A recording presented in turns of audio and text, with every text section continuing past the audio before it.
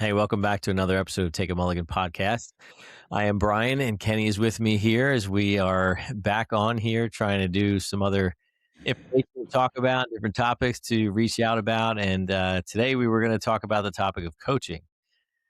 So, it's a kind of a broad topic, I guess we can talk about. I think a lot of it stemmed from my background in doing a lot of coaching over the years between all of my kids that were in sports and stuff. And, I guess just experiences as well, just as, either being an athlete or being coached by someone. So I think it could take on a lot of different roles of what a coach is anymore. I think growing up, you played some sports too, Ken.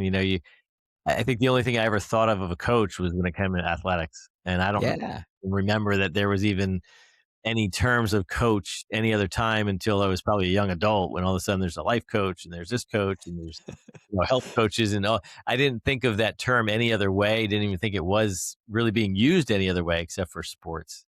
Yeah, so we need to unpack a little bit today, different types of coaches and all that kind of stuff. I think that'd be Yeah, fun. yeah. Yeah. So, I noticed you're wearing a jersey there. Yeah, You're my a big Celtics, team. representing my Celtics. Uh, what's that team again? Just kidding. Most championships in To our basketball. listeners that are listening, not watching, he's wearing his Repping my Boston, Celtics, yeah. yeah, the Playoff Celtics. So time.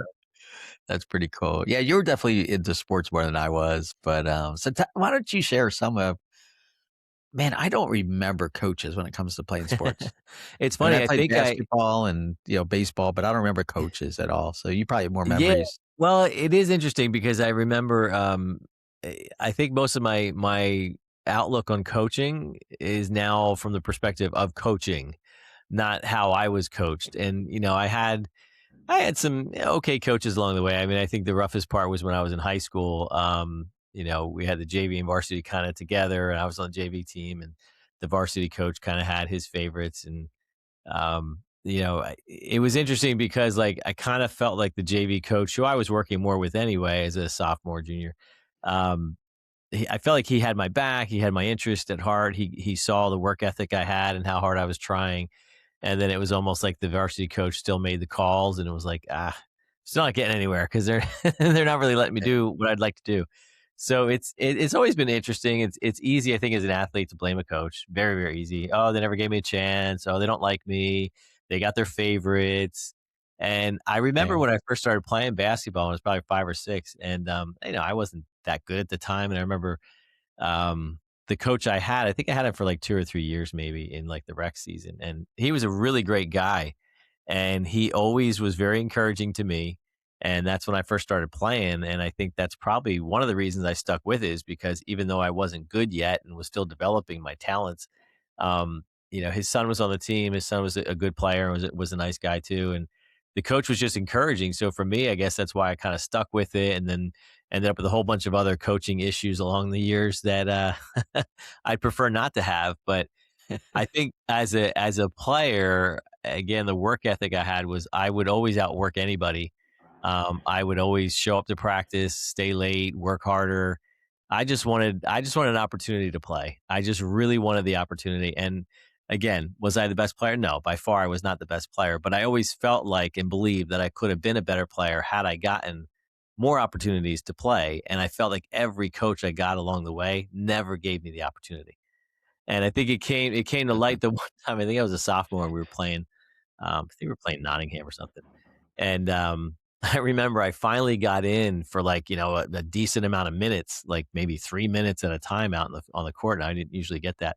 And for some reason, I don't know if I was more aggressive or just had opportunities or whatever it was. I scored like, I don't know, 6 points in a quick amount of time. And I remember the coach pulled me off out of the game and subbed me out, and he came down the bench. He's like, "What are you doing out there?" I'm like, "What did I do wrong?" He's like, "What are you doing shooting out there so much?" I thought, "I just scored 6 points. I don't understand what the problem was." So I think I realized after that, like, "Oh man, I'm never gonna get a chance. If they don't even like what they just saw and I didn't do anything wrong, I helped the team out, I thought, but they didn't seem to like it." So that was Was it that was was it where you weren't passing I or don't know what he was. I mean, it wasn't like I was taking 20 shots and made 6 points. yeah. I thought I was doing pretty well for the few minutes I had. I was trying to take advantage of the opportunity, but guess didn't work out that well. So my Uh, personal, experience with coaches has been interesting. And then getting into coaching with my kids, that's really where it kind of started. And I think for me, I didn't really have much interest in coaching, honestly. Mm, I remember when my oldest son, Zach, wanted to play T ball. And I thought, okay, I'm just going to sit back that's and kind fun. of watch and just see how this goes. And it's weird. I guess it's just innate in me. I watched it and I'm like, all right, I feel like they could use some help. It's always the same case. You get these parents that just volunteers because nobody else volunteers. Mhm. Some of them are terrible at it. Some of them you just have to appreciate that they're not good at it, but they're stepping up and nobody else is. So I guess once I saw that and I wanted to help out and they were like, no, no, no, we got our coaches for the year. So I thought, okay, I guess I'll see how this goes. So then the next year, my other son Noah played and I coached with him. Then started coaching my daughter with softball, coached them in basketball, on and off the boys and different leagues and stuff. And coached my daughter Brooke the most in softball all through, rec stuff, travel stuff. Worked with some really good coaches, works with some really bad ones Okay. that were just very, very hard to work with, very hard on the kids. Didn't think they should have been in that role um, a lot of the time. But I think what I recognize more, not as a player, but as a coach of my kids, was recognizing how bad some coaches can be and how even my own daughter got to a point where she almost gave up the sport she loved because of a bad coach. Okay. So And so I've heard that happen.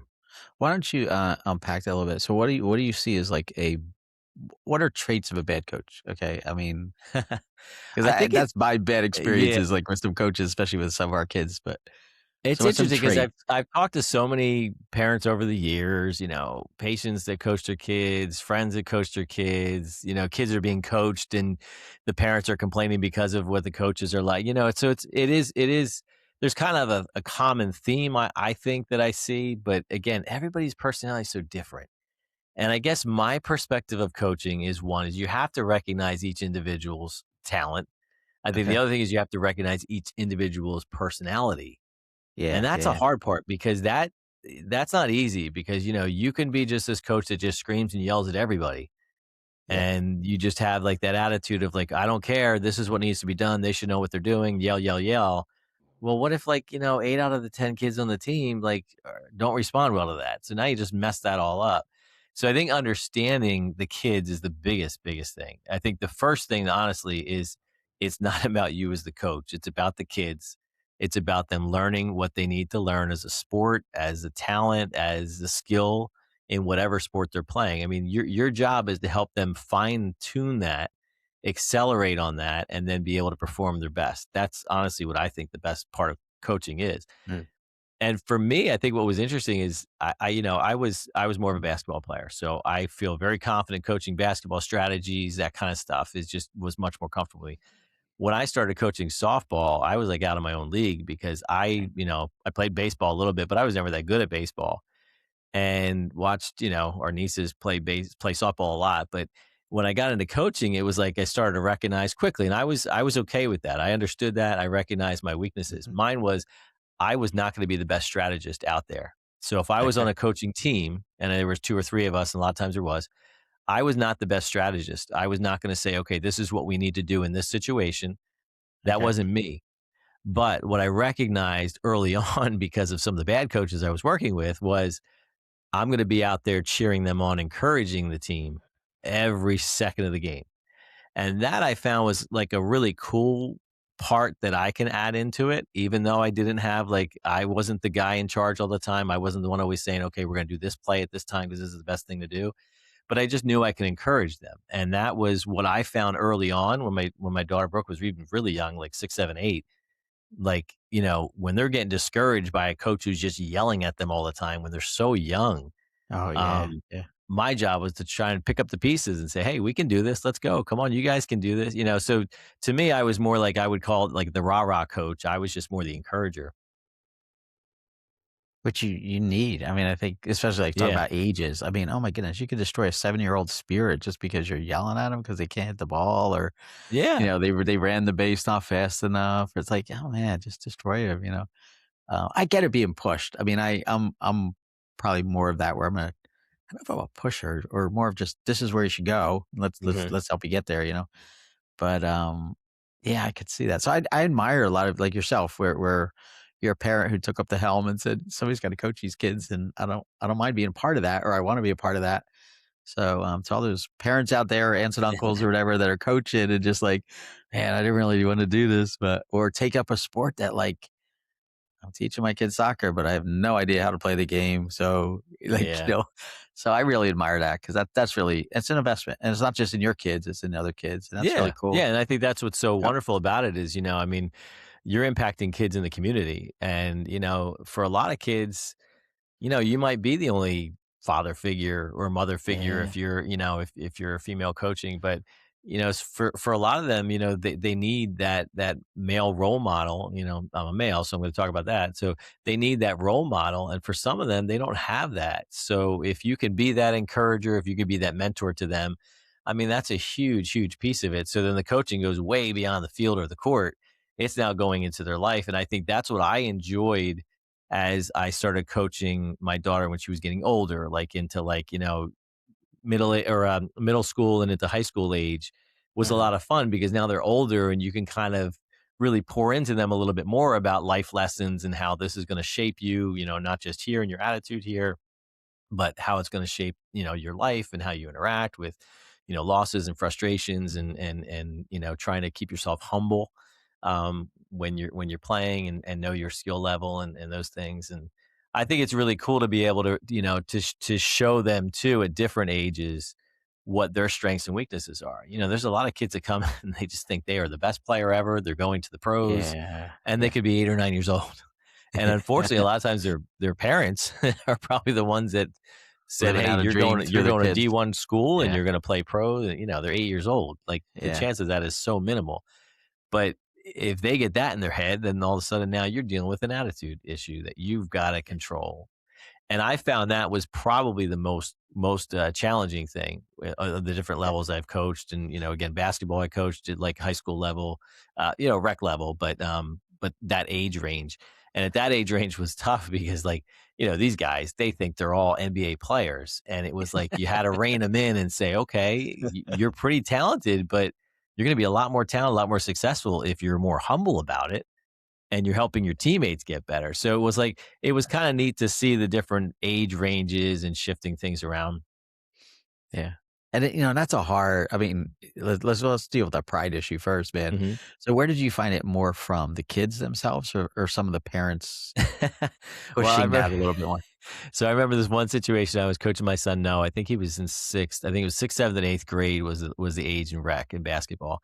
And Okay. he had this one kid that was on his fall baseball team, and his dad was one of the coaches on it. And I didn't coach that, but his dad was coach. Yeah. Miserable, miserable person. The son was just he just thought he was the best thing ever and would just look down on everybody else. And he was very, very challenging to work with. And I remember, so he ended up on our basketball team. I had him on our basketball team, and he was just very, very cocky. And I remember coaching him, and he came down one time down the court, and he was like almost going to shoot a half court shot. And I looked at him, and said, "You shoot that again, there's a spot over here on the bench for you." And he Wow. kinda Okay. had no respect for me at all, so I sat him down, and then I didn't realize till after the game, so his dad, that's where he got it all from. His dad Okay. was over there mouthing off at me, and you couldn't hear anything in the gym, and my wife Yeah. was sitting over there, and she heard him yelling about, the coach or whatever, and she's like, "If you think you could do a good job, why don't you go in there and coach instead?" And he shut right up, so I think sometimes it is, it's definitely the parents that are difficult to deal with, especially when Yeah. they think their kid is so much better than they really are. And then Yeah. that's a hard conversation. We had another young lady who was, I think we were probably maybe like 7th, 8th grade-ish. And this young lady had, she had some issues. But, I gave her a lot of credit for coming out and playing. She just wasn't really that skilled. So it became more of a safety concern. So, Okay. we had to put her certain places in the field that one, she wasn't going to get hit with the ball when they threw it to her, and two, that she wasn't going to get injured anywhere. And I Oh remember her man. dad came up to me a couple times after the games, was like, "Why aren't you playing her here? Why aren't you putting her here? She should be here. She should be here." And I'm like, "Listen, I get it, but we're trying to make sure she's safe. I don't want her getting nailed in the face with a ball." Yeah. So you see a lot of different aspects of it. And then No, I think the most recent I was coaching, we coached with a friend of mine this past winter. I coached basketball again for 3rd and 4th and 5th and 6th grade boys. And what was pretty cool is, again, we just did it just have fun and to pour into the kids, and we had a great time coaching. It was a lot of fun. We had a really good season. The one team was like 1-10, and the other team was undefeated and won the championship. So it was like a very vast difference between the two teams. But what was nice is, we're never looking for that, but there was a few parents along the way that said, "Hey, our kids, really enjoyed, playing for you guys. You guys did a great job." And neither of us in that for the accolades, but it's Yeah, nice to know, to get a reassurance, because you do wonder sometimes, what are the kids thinking? Are they yeah, thinking we're doing a good job? Are they thinking it's a bad job? Like, what do we need to change? And I think that's hard too when you have younger kids and you're trying to get feedback as far as how you're doing as a coach. Because, a yeah, lot of these kids that play sports, they're playing for multiple coaches, multiple different levels and years and stuff. And, they kind of know what a good coach would be for them. uh So it's always nice to have feedback, but I think feedback's a tough thing sometimes, unless you're getting the parents that just hate you and just keep telling you all the feedback that you probably don't want to hear. yeah. I was gonna say that because that is hard when you think about it. Coaching, like you're trying to do your best, and again, your skill level may be very, very minimal, maybe really, really good. You may have a lot of experience behind you, but there's always going to be parents that disagree with how you coach, Yeah. right? And then yeah, how are the kids responding and all that kind of stuff, and then you get into the whole umpire thing of how they're called stuff. I love our friend Seth, who's a professional umpire. Yeah, I love what he said in umpiring because I remember asking him how hard it is to ump, and he's like, "Listen, once you get past the fact that whatever play you call, 50% of the people are going to be upset at you. You just do the best you can, you know?" Yeah. And I love that. It's like, yeah, no matter what you do in life, people are gonna be upset at you, and it's usually the people who sit on the sidelines. Yeah. It's the dads who won't take the responsibility Right. to be there at practices, to show up, to be there, to Yeah. make these calls saying, "You should be doing this and you should be doing that." It's that and everything, right? I mean, Yeah. the people on the sidelines are easy to ones to be the critics, And but it's as soon as funny you hand them. because some of them could be way over skilled than Yeah. I am at Yeah. it, Yep, but so take the they don't helm. want to, but they don't want to step up and do it. So they're going to sit and Yeah, complain because, yeah, yeah, maybe you have way more knowledge and would actually be a much better coach. But if you're not willing to yeah. take the time and do it, then Or at stop least come complaining on the alongside sidelines. me. Yeah, at Yeah. least come alongside me, help me, and I'll let you Yeah. coach where you're good, I'll coach where I'm good, and we could be a great team, you know? Yeah. Yeah, the critics. Yeah, we had I mean, another little coaching experience we had. So when we were coaching this basketball team this year, it was the 5th and 6th grade boys, and we coached this one team, and the dad was the coach, and, his son played. His son wasn't very good, but I mean, he's out there, he's playing him. But, we caught him cheating with the rules. You're supposed to sub in so many kids, and Okay. I think it was leading into a playoff game or the first playoff game or something. So we called him out on it, and I mean, the guy flipped out in front of the whole gym.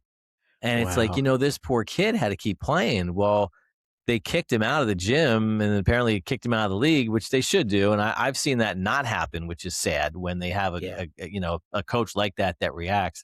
And it's like, why is he still coaching? Like, they should be out of the league. So yeah, luckily they took things in their hands and they got rid of him as a coach. But then you got the son is still playing there. Like, how embarrassing that is to have to play when your dad just acted like a 5-year-old in yeah, front of an entire gym full of parents and kids. And it's just, it's sad, but I think you'll always see that somewhere. yeah. Yeah, it's the unfortunate part. So how tell me, is there any success story that stands out in your mind? Not a success story, a story where, like, I don't know, years later, you saw the impact you had on a kid's life or, and it might not even been in a sport. It may just been in life just because you saw what maybe your coaching did. Yeah, I mean, I don't know if I really saw that too much personally, because I don't know that I Okay. really have had any interaction much with, kids that I coached that I saw, 10 years later, 10 20 years years later. later, and Yeah. they're, a successful business person or whatever. I haven't really seen that. And there was definitely nobody that came back and said, "Hey, just because you're coaching, I was able to do this and that."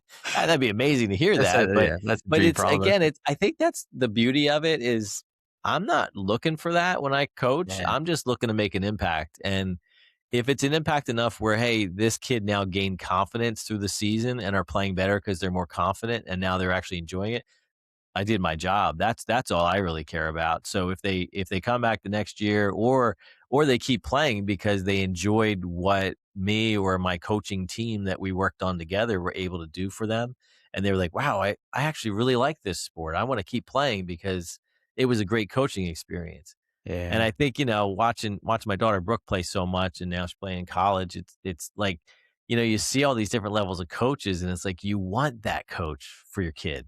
Yeah. So, I mean, I'm Yeah. not coaching her anymore and haven't been since she's been in high school, but, like, watching her in high school, watching her now in college, like, you want that kinda coach for them as your child because you want them to have that experience. You want them to have that encourager.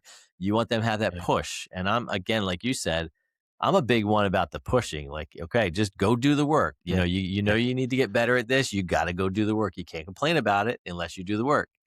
You want Yeah. more playing time, you better go do the work so you can get that playing time. So, Yeah. it's and I think again, helping the kids recognize or helping whoever you're coaching recognize what they need to work on is important too. Yeah. Because so many coaches, I think, they just believe like, well, they've been playing long enough. They know what they need to do. Well, did you communicate that with them effectively?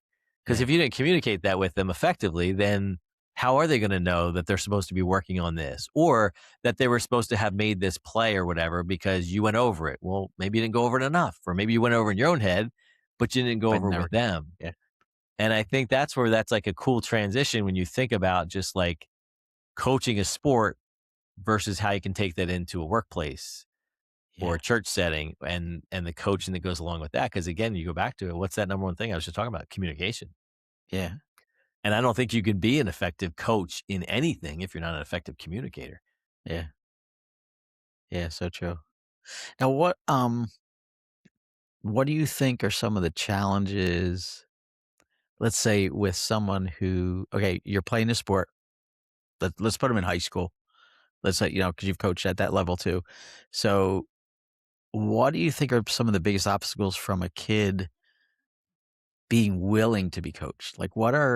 you know what I'm saying? Because I mean, it's easy to go out, okay, they want to play on the team. Here's what we're going to do. This is how we play it. But receptivity of kids, and that goes for all of us, but let's just focus on the kids. Let's look at a high school level. What are some of the challenges you see as a coach to try to get through to a kid that do they want to be coached? Like, Yeah. do you know what I'm saying? Like, Yeah. No, I know is there exactly what you're saying. receptivity? Yeah. And that's the hard part because there are some kids that are naturally just coachable. Just like there's Okay. people in the workplace that are coachable. Like, Yes. Yep. when you have a coachable person, that's the one you wanna spend time with. I had Oh, this one little absolutely. kid, Yeah. he was on our 3rd and 4th grade team. Just great little kid. He was just so Uh, much fun to be around. And that's what I told his parents is he was so coachable. And he was kind of outspoken, he was a little flashy sometimes, but he was just a joy to be around, and he enjoyed being around us, and he had a lot of fun joking with us and stuff. And then there was this other kid who was so quiet. I don't think he said 2 words the whole season. But this kid was so fun to watch because from the first couple of games, he would barely take a shot.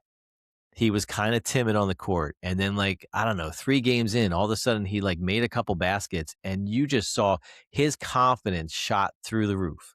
And it just stayed that way the rest of the season. This kid became the best defender. He was wow. scoring like Wow. crazy. He even got to the point where as quiet as he was, you could see it in his eyes. He wanted to take on the best player on the other team. He wanted to Wow. defend them.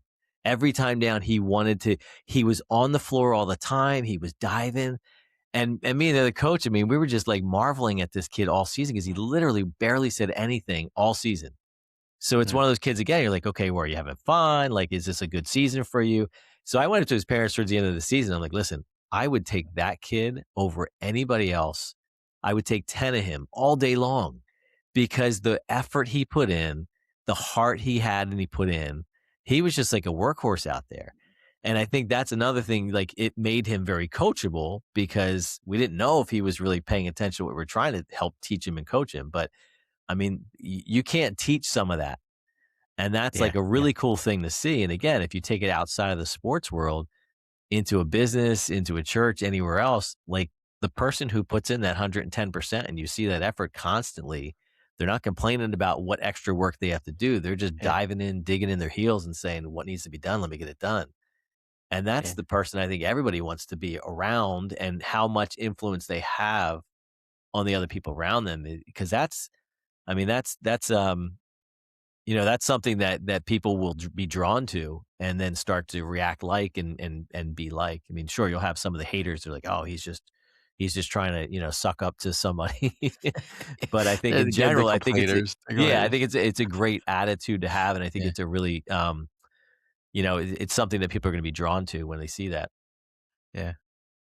Yeah, it's funny how and then there's some quote out there somewhere about listening to people who aren't gonna go where you wanna go, don't have the ability to go where you wanna go, and yet for some reason we listen to them, kinda thing, and it's like, why? Why do we listen to people who, it's the people around us that tell us, "Oh, you can't do it, you can't make it, it's not gonna work," and it's like, "Oh my goodness," like, no, and again, you have to be honest, but how many people I mean, how many success stories have you heard that they it and it wasn't necessarily their talent going in, it was their determination, it was their Mm. fortitude to just keep going.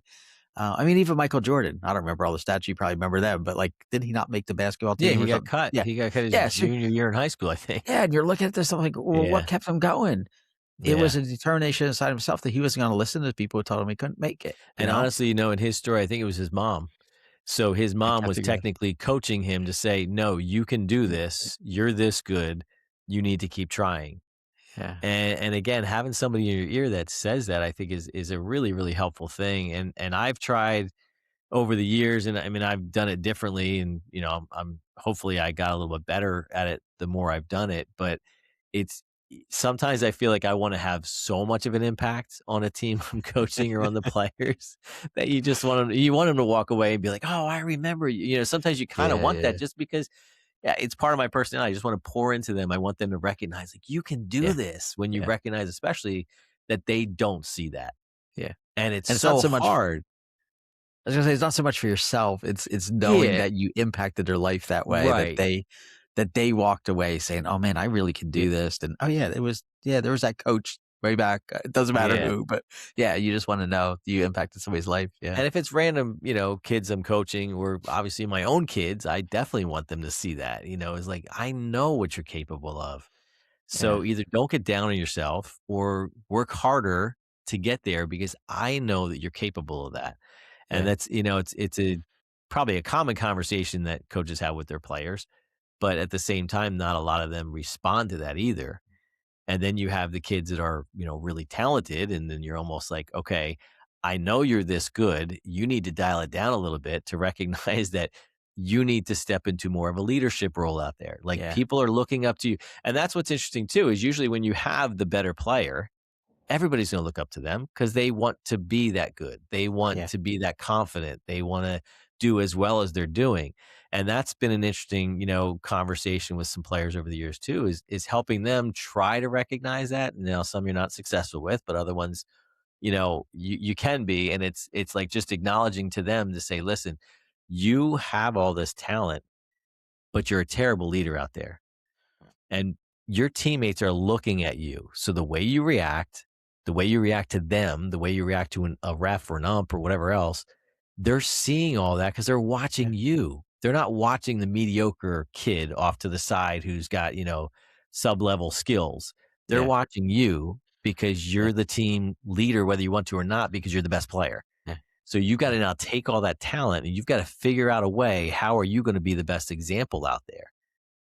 And, I think that's why, with some of these teams, they name captains and all, that captain spot, that captain title that's an earned thing. And I know some different organizations just do it based on the age of the person or who they're yeah, related to, whatever. And it's like that title, if you don't truly have a captain on a team, I wouldn't name one.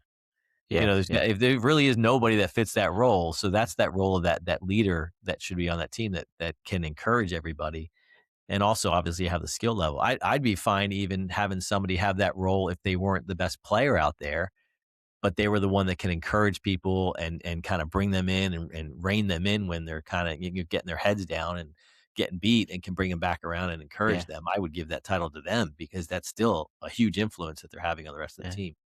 And if they could see that talent in others around them, like, "Hey, man, that was a great pass because that's what Yeah, that kid's good at," or, "Hey, that yeah, was a great shot because that's what that kid's good at," or yeah, however they could just build into those other people around them. Yeah. yeah. Yeah, so, I love this quote, just heard this today. So, again, I'm not a huge, sports fan, although I tell you, I'm learning more and more about the analogies of sports are just amazing.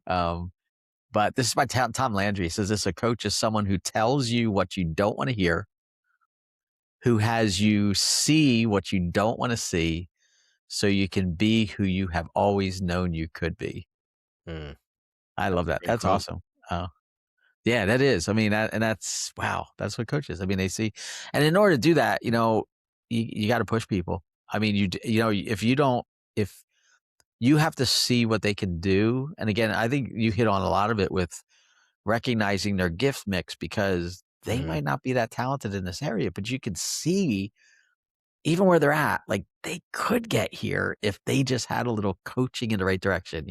Yeah. And if you can inspire them to do that, but again, go back to that coachability. If they're not willing to be coached, then Mhm. you can't help them get to where they really wish they could be because they're not willing to put in the work to listen to others to get there. Yeah. And so it falls apart.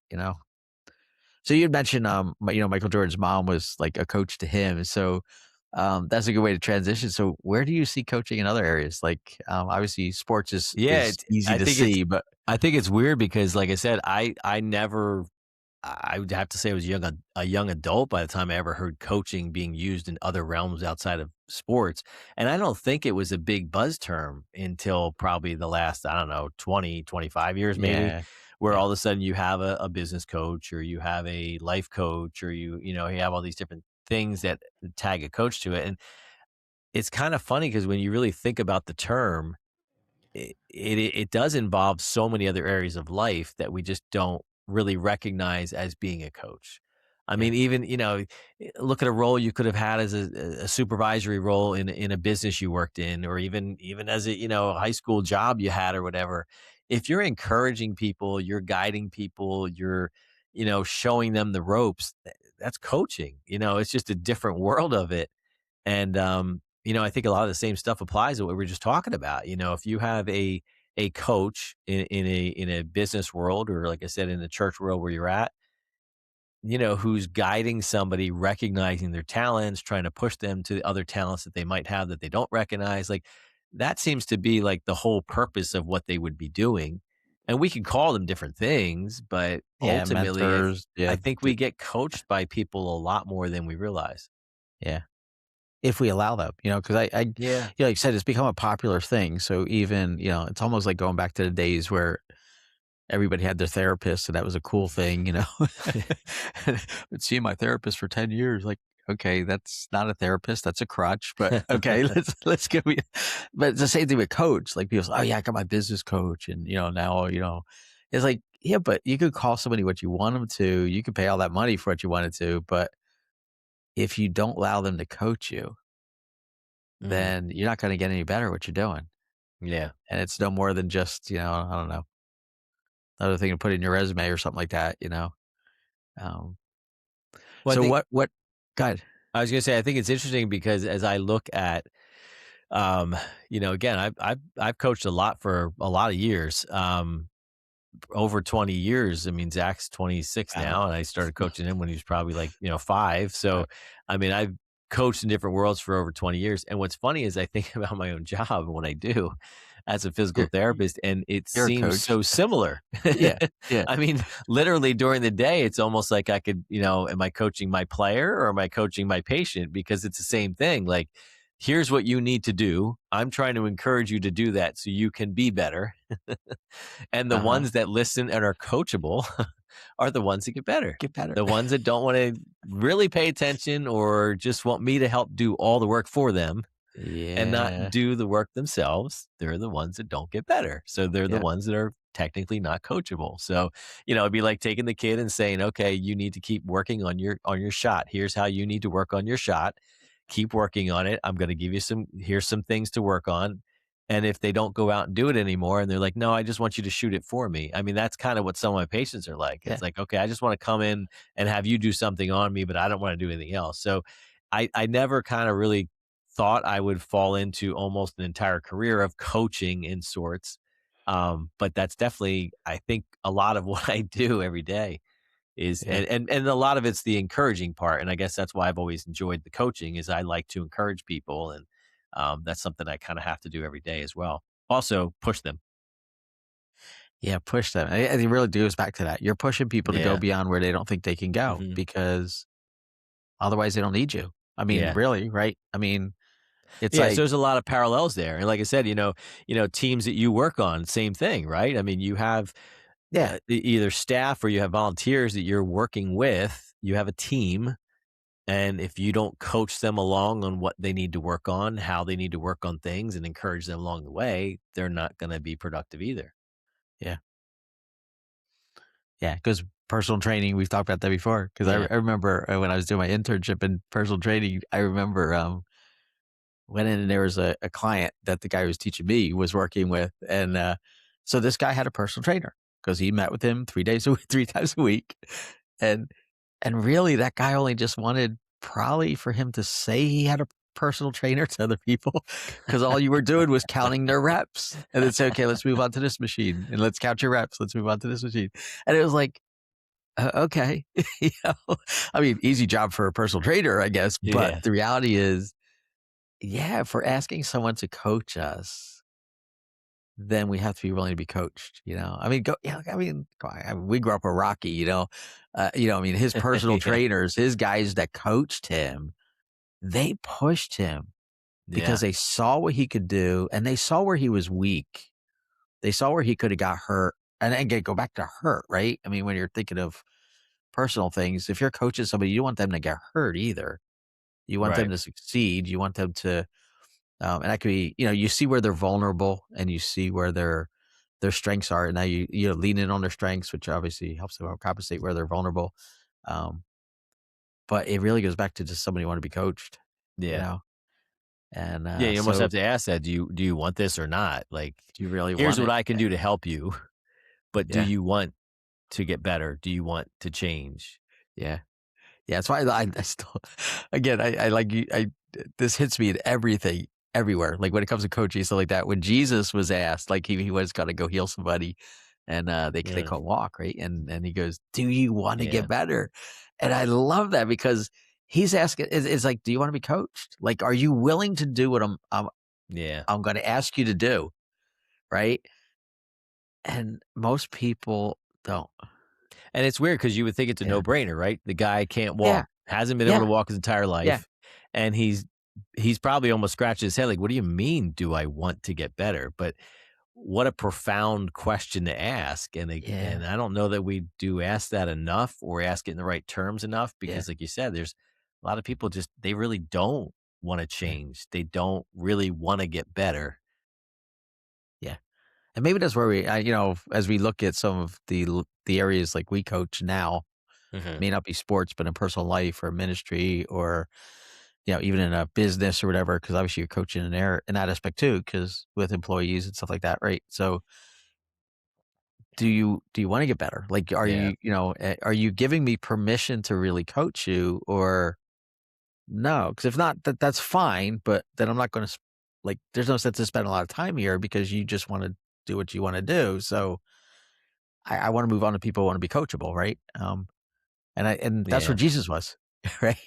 I mean, every time he turns around, he's always hitting somebody. This is where I see you're weak. Are you willing to do this? They're like, "Yeah, no, not willing to do that, man. Forget that." So I'm done.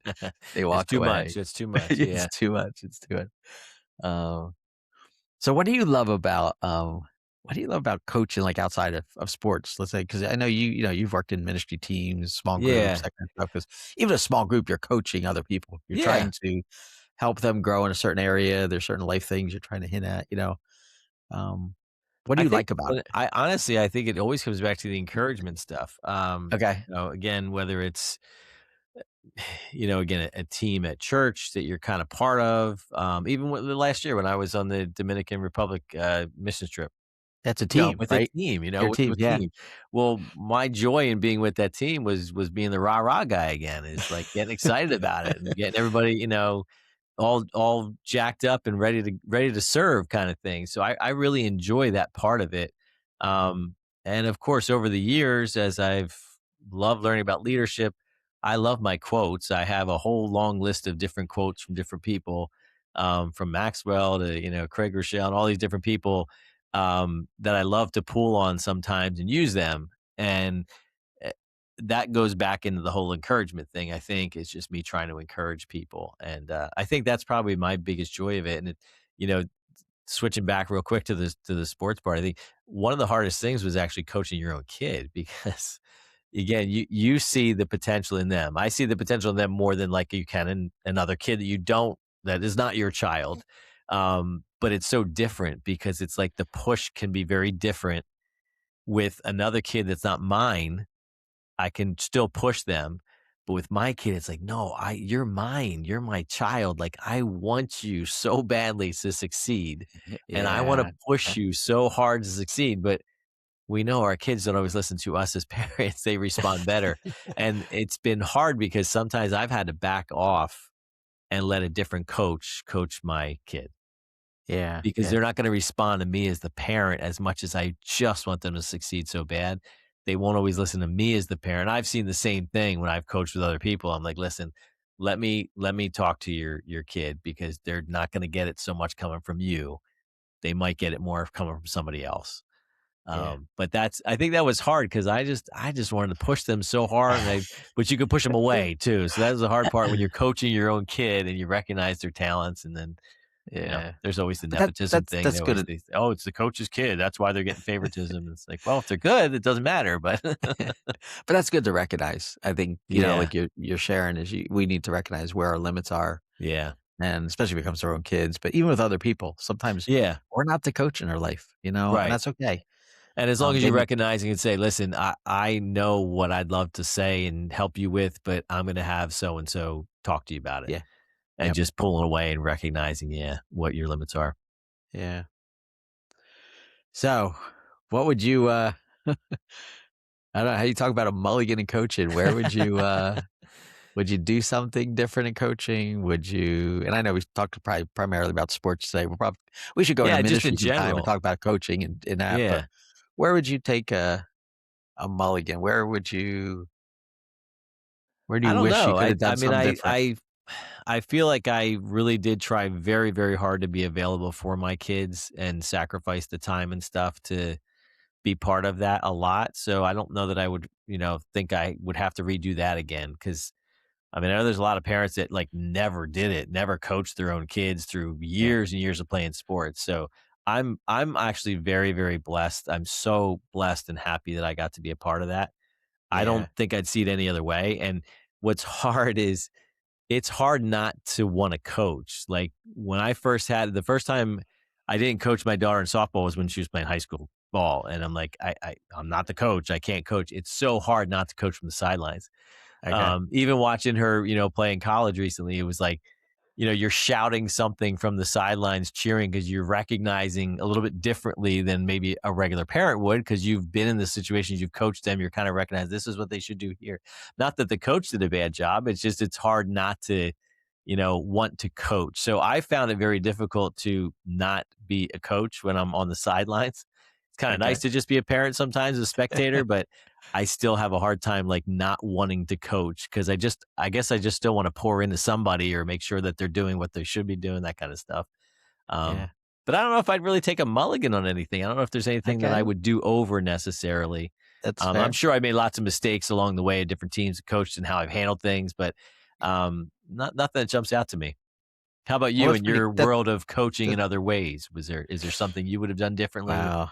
I mean, I think sometime we'll talk about the topic of ministry and coaching and that kind Okay. of stuff, so we could talk about some of that, but, um, I don't know. I don't know if I don't know, like, I'm not a sports guy, so I never felt, like, qualified to coach at a sports level, Mm.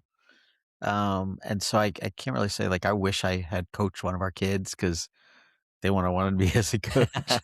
Oh, maybe I could have done T-ball way back in the day or something, or Yeah. soccer when they just all run around the field all together anyways, who Right. cares?